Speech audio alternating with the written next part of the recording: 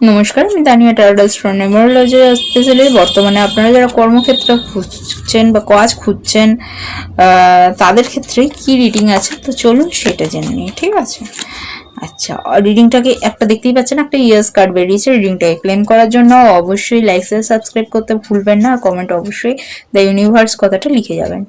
আচ্ছা, yes card বেরিয়েছে। আপনাকে দেখা যাচ্ছে যে ইউনিভার্স আপনাকে ইমোশনালি ব্যালেন্সের মধ্যে রেখেছে, শুধু তাই না একটা স্টেবিলিটির মধ্যে রেখেছে। কিং অফ কাপসের এ বেরিয়েছে, অর্থাৎ আপনি ভীষণ সাপোর্টিভ একজন লিডার হতে চলেছেন বা সাপোর্টিভ লিডার পজিশন পেতে চলেছেন খুব তাড়াতাড়ি, খুব শীঘ্র। এবং তার জন্য আপনাকে অবশ্যই ডিপ্লোম্যাটিক চিন্তা ভাবনাটাকে বজায় করে নিয়ে এগিয়ে যেতে হবে। আর টলারেট আপনি কাউকেই করবেন না। টলারেট তখনই করবেন যখন আপনার স্বার্থে ঘা আসবে। তো সেই কারণে কর্মক্ষেত্রে কিন্তু আপনার